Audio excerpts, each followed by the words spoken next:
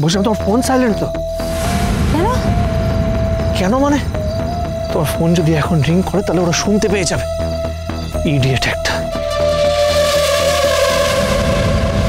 আপনি আমাকে শুধু ইডিয়েট ইডিয়েট এসব ফালতু কথা বলবেন না। হ্যাঁ, আপনি আমার সঙ্গে কিন্তু ঠিক করে কথা বলুন।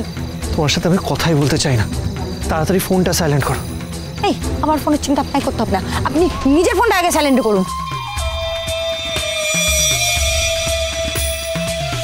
আমার ফোনটাই খুঁজে পাচ্ছি না, এখানে কোথাও হয়তো পড়ে গেছে, তাই তাহলে এতক্ষণে মাকে কল করে সব জানিয়ে দিতে। ভালো করে দেখ এদিক ওদিক। ওরা আসছে। হ্যাঁ, খোঁজ পাচ্ছি, ওরা আসছে। কেউ আসছে? হ্যাঁ, ও কোন দিক দিয়ে? ওই দিক। ছেলে মেয়ে দুটো গেল কোন দিকে বলতো? মনে হয় ভলেন্টিয়ারগুলো সব কটাকে সরিয়ে ফেলেছে। সরিয়ে ফেলেছে মানে? কোথায় সরিয়ে ফেলবে? আমরা কিছু পাবো না তা বললে কি হয় নাকি? চল, ওদেরকে খুঁজে বের করতেই হবে। আয় তোরা, চল চল চল চল। ওরা আসছে। কোথায় গেল ওরা? দেখ ভালো করে। এদিকে চল, এদিকে চল।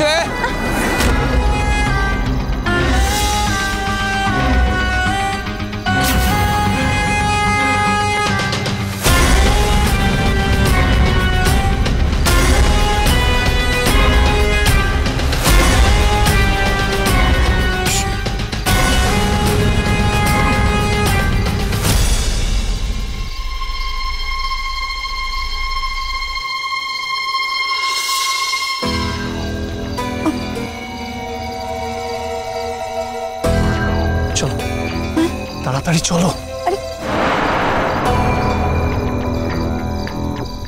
মেয়েটাকে এতক্ষণ ধরে এতবার করে ফোন করছি,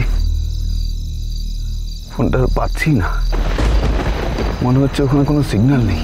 আরে সাক্ষ্য তো ফোন কোনো রিংই হচ্ছে না। ওর ফোনটা ওর কাছে আছে কিনা কে জানে। কি ঝামেলায় পড়লাম বলে তো। আমি না এই জন্য এই ধরনের ফাংশনে আসতে চাই না। এইসব জায়গায় কেউ আসে? এই জন্য আমি সবসময় বলি যে হলের অনুষ্ঠান অনেক বেটার। ম্যাডাম, আপনি বলেছিলেন বলেই কিন্তু ওরা এখানে অনুষ্ঠান করতে এসেছিল। তার মানে কি? তুমি কি এখন আমাকে দোষারোপ করছো নাকি? না না ম্যাডাম, না তা নয়। ওরা তো জীবনে প্রথম এত দূর প্রোগ্রাম করতে এলো, কিছু চেনে না জানে না, কি যে করবে ওরা। চলো চলো এবার তাড়াতাড়ি চলো। এখানে রাস্তার মধ্যে দাঁড়িয়ে থেকে তো কোনো লাভ নেই। একটা কিছু ব্যবস্থা ঠিক হয়ে যাবে।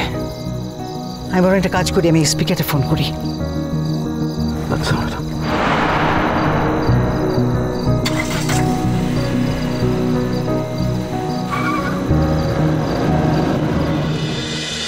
भोले बाबा पार करेगा सोम থেকে রবি প্রতিদিন বিকেল 5:30টায় স্টার জলসায় ও জিও হটস্টারে।